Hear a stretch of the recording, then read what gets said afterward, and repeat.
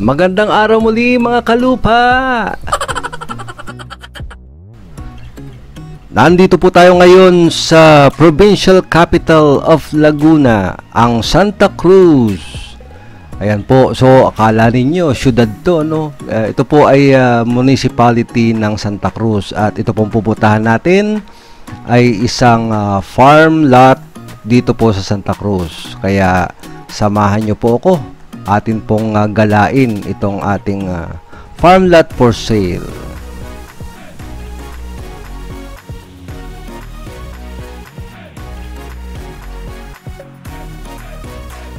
Yun pong nakita nyo kanina doon sa harap, yun po yung right of way, papasok po dito. At ito po yung kadugtong ng ating right of way. At simula po dito, ayan, ito po mula dito hanggang doon sa property ay mga 10 meters, 5 meters. Kasi po, yan o, ilang hakbang lang. At yun na po yung property. Kaya napakalapit po dito sa right of way. Ayan, so ito na po yung property. Ayan, ito nilalakaran namin. At ito po ay kulang sa 2.4 hektar. Ito po ay titulado, pero wala na po yung may-ari, yung pong nakapangalan dito sa property. So yung pong magkakapatid ay napagkasunduan po nilang ibenta na po itong property. At ayon po dito kay kuya, yan, sa kanya po naka-SPA po itong lupang ito, ay madali naman daw pong kumuha ng extrajudicial settlement. Ayan, so kung kayo po ang makakabili ng lupang ito, wala naman pong problema nung po sa mga pipirma. Malalapit lang po yung kanyang mga kapatid dito. At ito pong property ito ay panay niyog, lansones.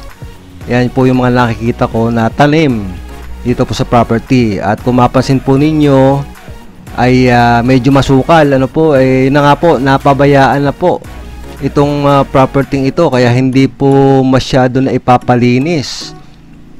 At ayon nga po kay kuya, yung pong mga lansones dito namunga, pero kokonti lang po. Kaya kung kayo po makakabili po nito, pag ito po ay ipinalinis ninyo, ay malamang na manumbalik po na marami pong ibubunga itong ating puno ng lansones. Ayan. So sa ngayon po ang nakikita nyo, yan, kahawanan, ano po. So wala pong masyadong tanim dito, pero doon po sa kabila, yung pong pinuntahan namin doon sa dulo, ayun po, doon maraming lansones at niyog. Kaya kung kayo po ang makakabili po nito, yan, pwede po ninyong patamnan to. Ito pong kahawanan na ito. Ayan o. So ang ganda. Malawak po ito. So kulang po sa 2.4 hektar. At ayun nga po, ipinapakita sa akin kung hanggang saan po yung mga linderosan kung tawagin, o yung pong mga border o yung perimeter line kung nasaan. Yan, kaya po ginagala ako dito sa loob ng property. At dito po ang magiging kapitbahay po ninyo ay palayan, yung po nasa likod. Kaya maaliwalas po dahil sa wala pong katanim-tanim doon sa likod niya. Ano? Yun, halos di ba ako dito. Okay, so yun po, ano, border po yung Antipolo. Tapos ito po, yung antipolo din yan. Ano, katabigyanan yan, sa kabila niya. Okay. So ang ating pong kapitbahay ay tubigan.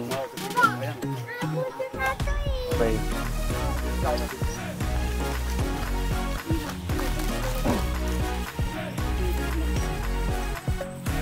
Hindi nga nalilinis, no? Oo, pero Oo. Pero kung ito ay ano kayo pwedeng i-develop dito?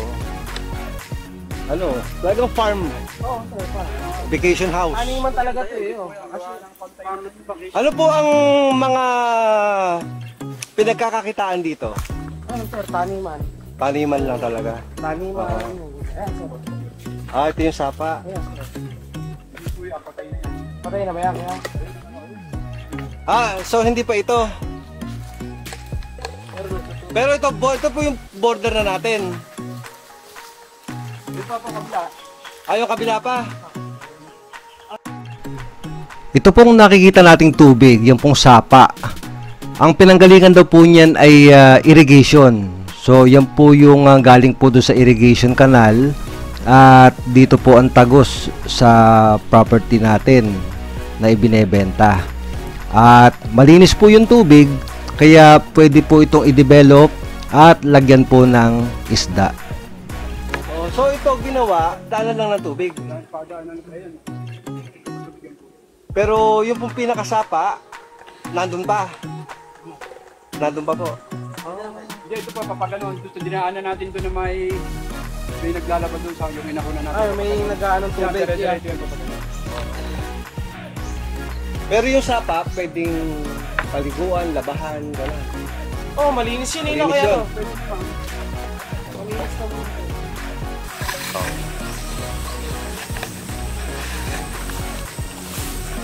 Ito po nilalakaran natin, sako pa to. Dito, masinsinang tanim ng lansones. Lansones, bunga. Labasan yan. Bumunga po yan. Oo. Magkano, ano po, nasa magkano po ang inaani ninyo dito?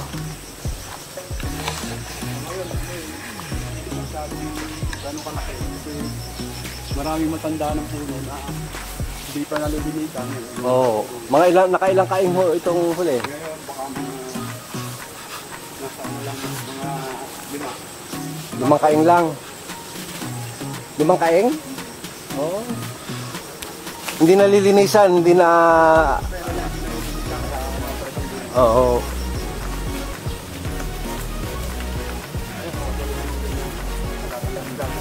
Oo, yung mga dapo. Ay,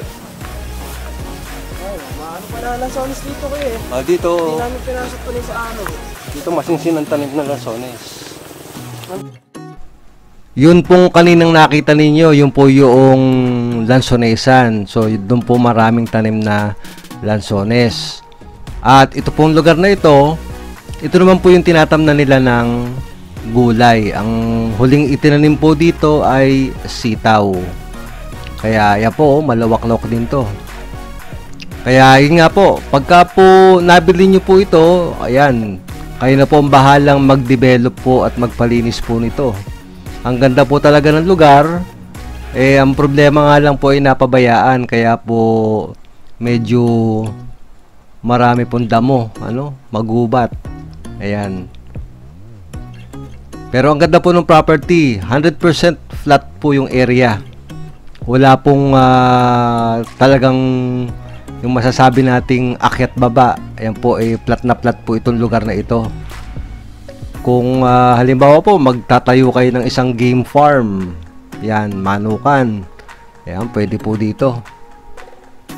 Kung kayo naman po ay naghahanap ng farm talaga, tatamnan nyo ng kung ano-anong mga fruit bearing trees, mga gulay, tapos maglalagay po kayo ng vacation house, ay maganda pong lugar po ito. Ito, pinagtatamnan ng gulay, lansones, at ilang pirasong nyo, gano'n po. Maraming yun dyan doon. Ang daming bunga. Yung yung nganga. Marami po. Ang dami At eto nga po, pupuntahan namin yung isa pang side noong property. At talagang iginala ako ni Kuya sa buong property nito. Biro nyo, 2.4 hectare, po, ang laki. Ito na po yung lindirasan. Okay. So, ito yung isang border. So, ito. Yung nasa kaliwa. Pakita yan.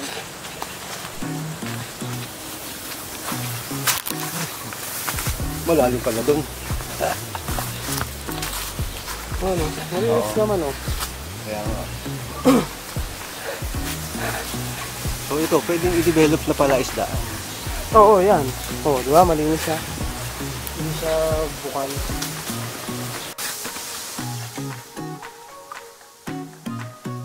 Ayan, so, ito pala, galing sa irrigation canal. So, dito tumuloy. Ayan, so, pwedeng gawing palaisdaan, pwedeng i-develop na palaisdaan. Medyo nasa panganib ka. Pahilaan. Hindi ka madudulas.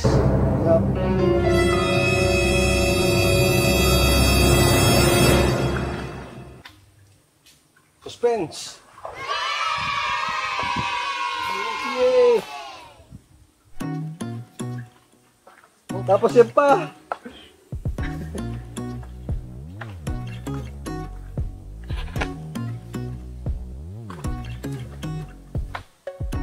Ayan, ayan. Yun! Ano ba yan?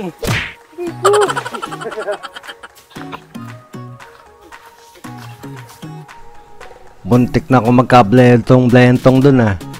Oh, mga kalupa, baka malimutan ko. Kung kayo po ay merong mga idle property or idle land na gusto na po ninyong ibenta, ay maaari nyo po akong kontakin sa aking Viber or WhatsApp. Yan pong naka-flash sa screen po ninyo ngayon. At mag-schedule po ako ng pag-visit dyan sa inyong property para makunan po ng video gaya po ng ginagawa natin dito po sa property ito. Para po mabilis po siya maibenta, ipopost po natin yan dito sa Lots and Properties channel, dito po sa YouTube at sa Facebook. Kung nagustuhan po ninyo ang video, please hit the like button para po sa ikauunlad nitong ating channel. At kung kayo po ay naghahanap ng dream farm or dream lot, baka po dito sa Lots and Properties po ninyo matagpuan ang inyong hinahanap. Kaya please subscribe para lagi po kayong updated sa mga videos na inilalabas ko gaya nito.